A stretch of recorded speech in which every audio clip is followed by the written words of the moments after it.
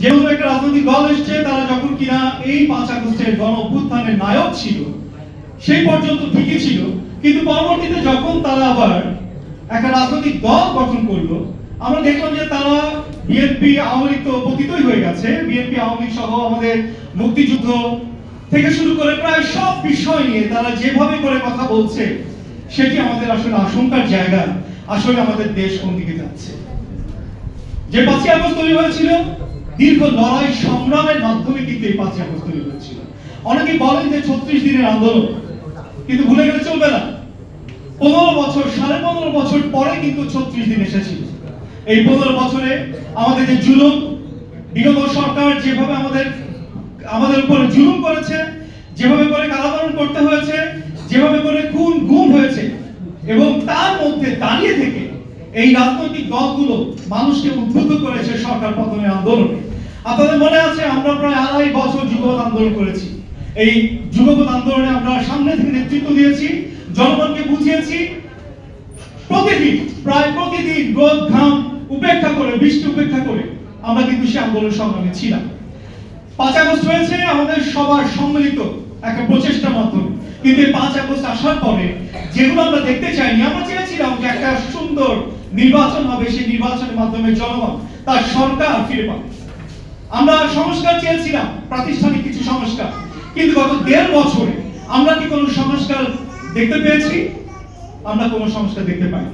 হ্যাঁ, ঐক্যমত্য কমিশন আমরা দিয়েছি, সেখানে অনেক ধরনের আলাপ আলোচনা হয়েছে, সংস্কারের ব্যাপারে অনেক ঐক্যমত্য হয়েছে, কিছু কিছু দল নোট অফ ডিসেন্ট দিয়েছে, সবই ঠিক আছে।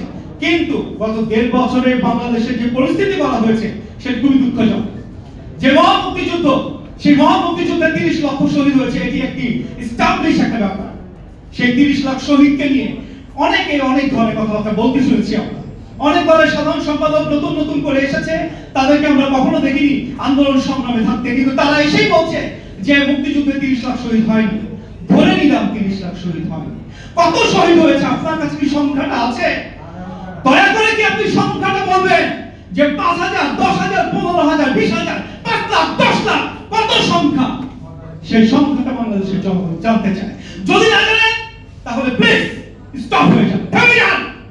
মুক্তিযুদ্ধকে নিয়ে বিতর্ক সৃষ্টি করবেন না।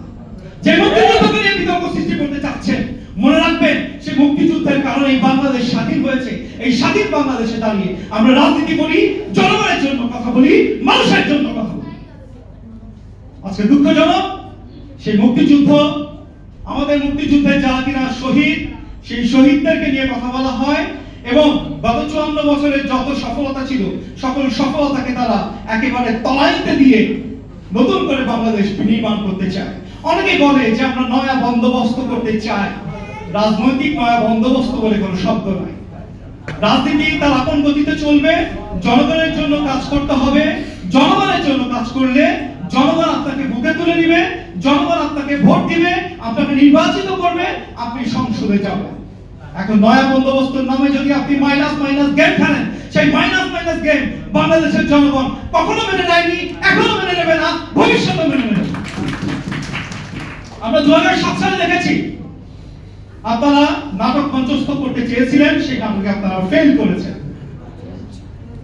বিগত সরকার অনেক অন্যায় কাজ করেছে, খুন গুম করেছে, তার যে বিচার, সে বিচার জনগণ করিয়েছে। আমরা চেয়েছিলাম বাংলাদেশের জনগণ গণতান্ত্রিক ধারায় ফিরে আসুক, বাংলাদেশের জনগণ তার আইনের শাসন পাক, বাংলাদেশের জনগণ তার ভাত এবং ভোটের অধিকার ফিরে পাক। আমরা কি আইনের শাসন দেখছি? প্রচুর মানুষের নামে মামলা হচ্ছে। বিগত সরকার যেমন বিএনপি সহ আমাদের নামে মামলা দিত, ভুয়া মামলা, গায়েবী মামলা, এখন আমরা সেই গায়েবী মামলা দেখতে পাচ্ছি। তাহলে সেই গায়েবী মামলা যদি এখনো হয়, তাহলে কিভাবে করে পরিবর্তনটা হলো? আমরা কোনো পরিবর্তন দেখতে পাচ্ছি না। আজকে সংস্কার দাবিতে তামাশা করা হয়েছে, কোটি কোটি টাকা নষ্ট করা হয়েছে, সেই সংস্কার পাবে বাস্তবায়িত হবে সে সম্পর্কে আমরা জানি না।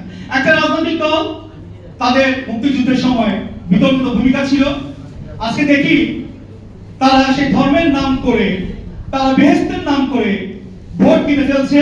তারা বলছে এই দলকে যদি ভোট দেন তাহলে বেহেশত পেয়ে যাবে।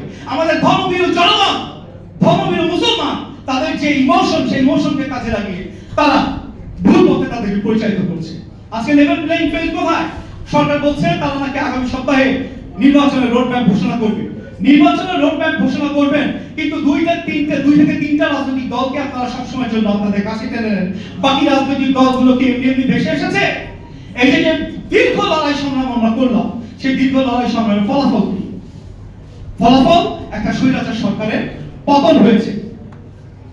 আমরা দুর্নীতি দেখছি, বিগত সরকার আমলে যে দুর্নীতি হয়েছে, বর্তমান গত 15 মাসে তার চাইতে কোনো অংশে দুর্নীতি কম হয়েছে সেই ব্যাপারটা কিন্তু আমরা জানি না। গণমাধ্যমের টুল হিসেবে তারা হয়েছে। আমাদের বিশিষ্ট সম্পাদক, অনেক পত্রিকার সম্পাদক, তারা কিন্তু টকশোতে এসে বলে যে বিগত সরকার আমলে যেভাবে করে আমাদেরকে প্রতিহত করার চেষ্টা করা হয়েছে, এখন আমাদের যে মুখের জবান, সেই মুখের জবান আমাদেরকে বন্ধ করে দেওয়ার চেষ্টা হয়। তাহলে কোথায় সেই পরিবর্তন? আমরা কিন্তু পরিবর্তন দেখতে পাই না।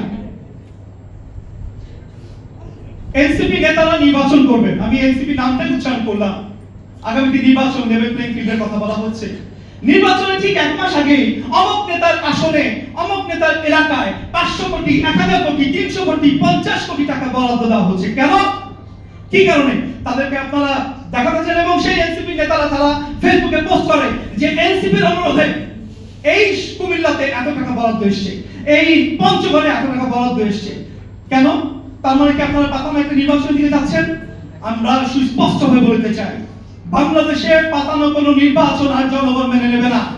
সেই 15 বছরের দুঃশাসনকে যদি বাংলাদেশের জনগণ হটাতে পারে, মনে রাখবেন, আপনারা যদি ওই পেছনের দরজা দিয়ে ক্ষমতায় আসতে চান, পেছনের দরজা দিয়ে কাউকে ক্ষমতায় আনতে চান, তাহলে বাংলাদেশের জনগণ কিন্তু প্রতিহত করবে।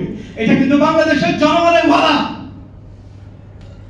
গত 3-4 দিন যাবত বাংলাদেশের সাবেক প্রধানমন্ত্রী, বিগত 3 বারের প্রধানমন্ত্রী বেগম খালেদা জিয়া, বাংলাদেশ জাতীয়তাবাদী দলের সম্মানিত চেয়ারপারসন, তিনি অসুস্থ। আমরা তার দ্রুত সুস্থতা কামনা করি। তিনি অসুস্থ হওয়ার পরে আমরা ফেসবুকে অনেক ধরনের অনেক কথা দেখেছি, এবং আমাদের বিএনপির যে ভারপ্রাপ্ত চেয়ারম্যান তারেক রহমান, তিনি ফেসবুকে একটা পোস্ট করেছেন। সেই পোস্টে তিনি লিখেছেন, বাংলাদেশের ফেরাটা তার হাতে নাই।